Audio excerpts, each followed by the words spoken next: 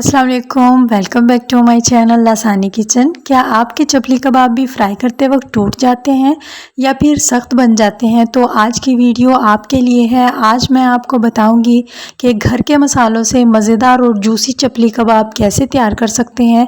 ना आपका चपली कबाब टूटेगा और ना ही अंदर से कच्चा रहेगा, एकदम परफेक्ट बन के तैयार होगा।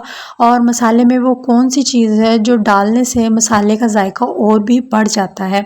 यहाँ हमने जी 1.5 किलो बोनलेस बीफ ले लिया है। इसको अच्छी तरह साफ़ कर लेंगे। साफ़ करने के बाद इसको वॉश कर लेंगे और इसके अंदर जितना भी पानी है वो हम खुश्क कर लेंगे। और अगर बाज़ार से कीमा बनवा रहे हैं तो बारीक बनवाएं, और अगर घर में बना रहे हैं तो इसको कीमे वाली मशीन से 2 दफ़ा गुजार लें ताकि फ़ाइन सा कीमा हमारे पास जी रेडी हो जाए। यहाँ हमारे पास कीमा जो है वो तैयार हो चुका है। तो यहाँ हमने जी 3 बड़े साइज़ की प्याज ले ली है। इनको रफली सा काट के चॉप कर लेंगे और चॉप करने के बाद इसको किसी भी मलमल के कपड़े, लॉन या कॉटन बारीक कपड़े में आपने इसको निचोड़ लेना है ताकि इसके अंदर जितना भी पानी है वो अच्छी तरह से नुचड़ जाए। आप इसको हाथ की मदद से भी निचोड़ सकते हैं, लेकिन हाथ की मदद से निचोड़ने में थोड़ा बहुत पानी प्याज के अंदर फिर भी रह जाता है। तो इस तरह से बिल्कुल प्याज जो है वो खुश्क हो जाएंगी। और प्याज के अंदर से जो पानी निकला है आप इसको भी ज़ाया मत कीजिएगा। आप इसको इस्तेमाल कर सकते हैं। सर के बालों पे आप इसको लगा लें आधे घंटे के लिए। इससे एक तो ये है कि आपके बाल जो हैं वो गिरना बंद हो जाएंगे और दूसरा बालों में शाइन भी आ जाती है। तो चीज़ों को ज़ाया नहीं करते, इस्तेमाल में ले आते हैं। तो यहाँ हमने जी प्याज को बिल्कुल खुश्क कर लिया है और अब हम इसको कीमे के अंदर शामिल कर देंगे।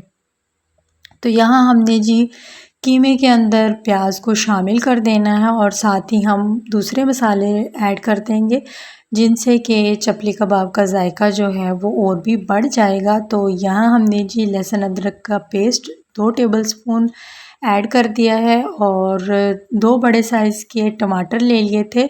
इनके अंदर से हमने बीज निकाल दिया है क्योंकि बीज के अंदर पानी होता है। और इसको मोटा मोटा और छोटा छोटा काट लिया था। और 7 अदद हरी मिर्च, इनको कूट लेना है आपने। कुटी हुई हरी मिर्च ऐड करनी है आपने।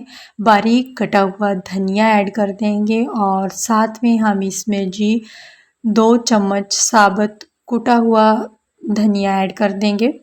और जो मोस्ट इम्पोर्टेंट मसाले में चीज़ है वो है जी सूखा हुआ अनारदाना। 3 टेबलस्पून हम इसमें जी सूखा हुआ अनारदाना शामिल कर देंगे क्योंकि मसाले में इससे ही टेस्ट आता है।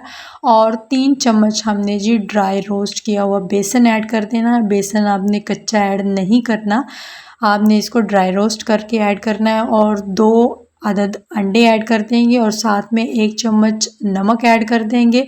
नमक और मिर्च आप अपने टेस्ट के अकॉर्डिंग कम या ज़्यादा रख सकते हैं।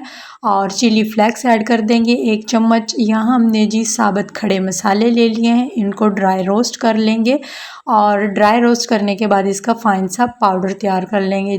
जब हम साबुत गरम मसाले को फ़ौरन ही ड्राई रोस्ट करके पाउडर बनाकर यूज़ करते हैं तो इसका जायका जो है वो बढ़ जाता है। 1 चम्मच गरम मसाला पाउडर, 1 चम्मच लाल मिर्च पाउडर, 1 चम्मच साबुत कुटा हुआ ज़ीरा, इन सब चीज़ों को अच्छी तरह से मिक्स कर देंगे। और इन सब चीज़ों को हमने अच्छी तरह से मिक्स कर लेना है ताकि हमारे जो चपली कबाब हैं वो टूटे ना। और जितनी आपने इसके मसाले की बॉन्डिंग अच्छी की होगी आपका चपली कबाब भी उतना ही अच्छा बन के रेडी होगा। तो यहाँ आपने जी हाथ पर थोड़ा सा ऑयल लगा लेना है ताकि कच्चा कीमा आपके हाथों के साथ चिपकेगा नहीं। और दूसरा ये कि ये जो चपली कबाब तैयार होगा वो टूटेगा नहीं। अगर आप ऑयल लगा के और फिर चपली कबाब बनाते हैं तो इस तरह से आपका चपली कबाब कभी भी टूटेगा नहीं। तो आपने इस तरह से चपली कबाब तैयार कर लेना है। चपली कबाब का साइज़ आप अपने हिसाब से छोटा या बड़ा भी रख सकते हैं क्योंकि चपली कबाब बहुत हैवी होता है। अगर आप इसका साइज़ बड़ा कर दें तो वो इतना बड़ा खाया नहीं जाता, बच जाता है। तो आप नॉर्मल साइज़ ही चपली कबाब का रखें तो वो इजीली खाया जाता है, बचता नहीं है। तो इस तरह से हम ट्रे में हमने शॉपर मोटे वाला बिछा दिया है और फिर हमने इस तरह से जी चपली कबाब तैयार कर लिए हैं सारे। और एक दफ़ा हमने तह लगा दी उसके ऊपर, फिर हमने शॉपर कर दिया और फिर हमने तह लगा दी है और फिर हमने चपली कबाब इस तरह से बार बार वही प्रोसीजर हमने दोहराया है। इससे एक तो ये है कि जगह कम लेता है ये फ्रिज में और इजीली एक ही आप बर्तन में इतने ज़्यादा चपली कबाब बना के तैयार कर लेते हैं। और जब ये फ्रीज़ हो जाते हैं तो फिर आप इसको पॉलीथीन के बैग में या जिप लॉक बैग में या डिब्बे में किसी में भी डाल के आप फ्रीज़र में आप रखते हैं और जब दिल चाहे आप इसको फ्राई कर लें। तो यहाँ हमने जी 2 से 3 चम्मच ऑयल के ले लिए थे और उसको तवे पर आपने फैला लेना है और फिर आपने चपली कबाब को हल्की आंच पे फ्राई करना है। जब एक साइड से ये पक जाए तो फिर आपने साइड चेंज कर देनी है, क्योंकि ये कच्चा कीमा होता है और धीमी आंच पे ही पकेगा तो अंदर तक गल जाएगा और इसके अंदर से हल्का हल्का पानी भी निकलता है। और ये ऑयल और पानी के अंदर जब हल्की आंच पे पकता है तो जूसी और टेंडर सा बन के तैयार होता है।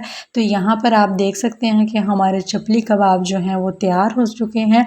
आप इसको हरी चटनी के साथ, टमाटो केचप के साथ भी सर्व कर सकते हैं। जिस चीज़ के साथ भी आपको ये अच्छे लगते हैं आप उस चीज़ के साथ इनको खा सकते हैं। बहुत ही टेस्टी बने थे। अगर टेस्ट की बात की जाए तो घर वाले मसाले का टेस्ट बाज़ार वाले मसाले से भी कहीं ज़्यादा अच्छा था। एक तो ये कि हमने ख़ुद इसको तैयार किया और घर में सारी चीज़ें अवेलेबल होती हैं, सिर्फ अनारदाना आपने बाज़ार से लेना है और इजीली आपके ढेरों ढेर चपली कबाब बन के तैयार हो जाते हैं।